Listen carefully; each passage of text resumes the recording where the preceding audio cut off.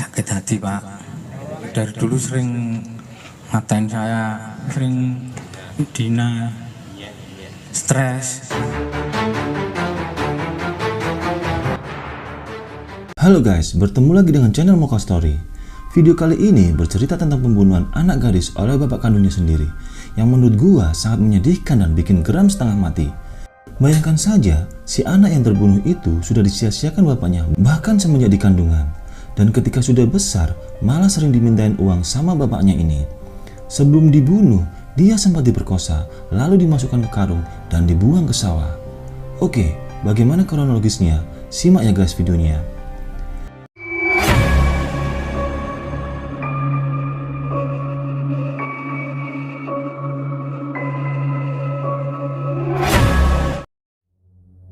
Siang itu di hari Kamis tanggal 6 Juli 2023, Imam Hanafi sedang terheran-heran. Dia melihat aliran irigasi yang mengaliri sawahnya sangatlah kecil, tidak seperti biasanya. Hanafi pun berinisiatif mencari penyebab kecilnya aliran air itu. Dia lalu berkeliling sepanjang parit di sekitar sawahnya.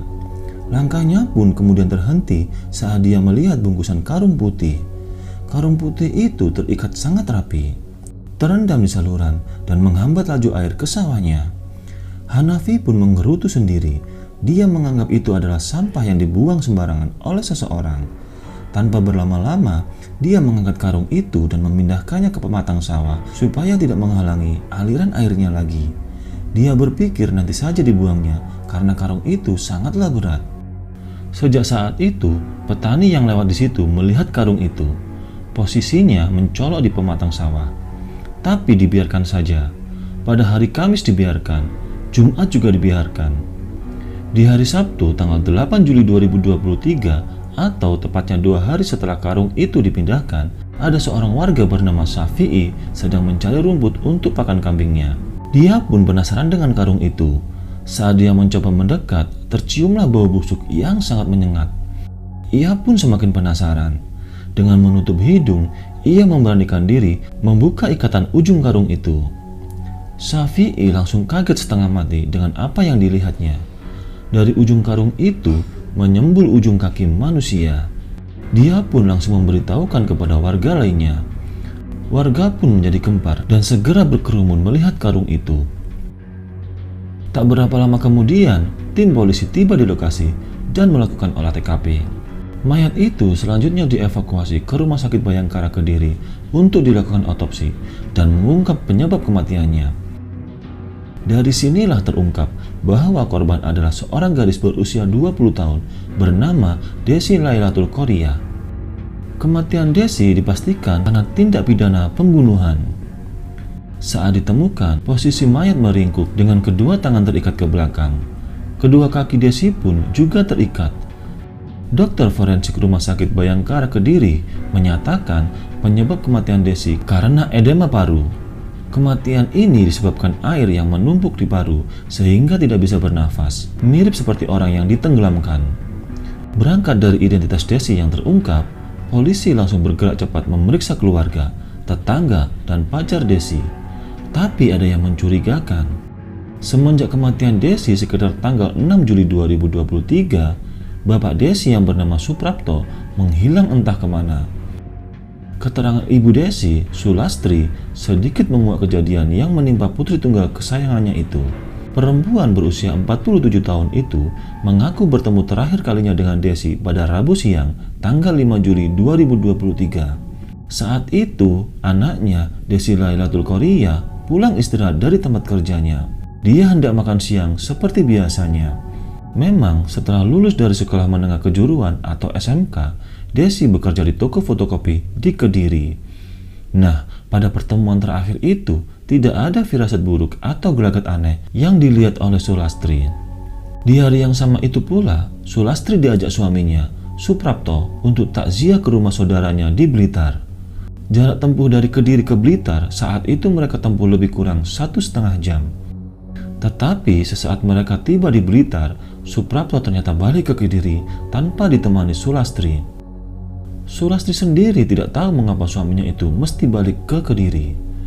Sulastri bahkan akhirnya menginap semalam di rumah keluarga besar suaminya itu sendirian tanpa ditemani Suprapto. Keesokan harinya di tanggal 6 Juli 2023, Suprapto tiba-tiba muncul lagi di Blitar. Sulastri pun bergegas pulang ke Kediri dengan suaminya itu. Kejadian aneh kembali terjadi lagi di Kediri. Sulastri tidak menjumpai putrinya ada di rumah. Saat ditanyakan ke Suprapto, suaminya itu menjawab kalau Desi dapat pekerjaan baru di Lamongan. Masa iya Desi tidak bercerita atau pamit ke ibunya itu? Bahkan suaminya pamit akan mengantarkan baju ganti untuk putrinya itu ke Lamongan. Saat itulah Sulastri mengaku ragu dan curiga dengan pengakuan suaminya itu. Setelah suaminya itu pamit ke Lamongan, Suprapto bak menghilang dari bumi. Dari keterangan ini, polisi berusaha menemukan Suprapto. Pengejaran ini pun berlangsung hampir 1 minggu lamanya. Kuncinya ada di Suprapto. Akhirnya pada Sabtu tanggal 15 Juli 2023, sekitar pukul 2 dini hari, Suprapto berhasil diringkus oleh Polres Kediri di wilayah Kabupaten Tulungagung, Jawa Timur. Selama seminggu pelariannya, Suprapto menggunakan motor dan bahkan sempat menjual HP dan perhiasan milik anak kandung yang telah dibunuhnya dengan kejam itu. Dari penangkapan inilah terkuak kelakuan bejat bapak tidak bertanggung jawab ini kepada putri sematawayangnya. Kepada polisi, dia mengaku dendam karena sering dihina oleh putrinya itu. Sakit hati Pak, sering dina, stres.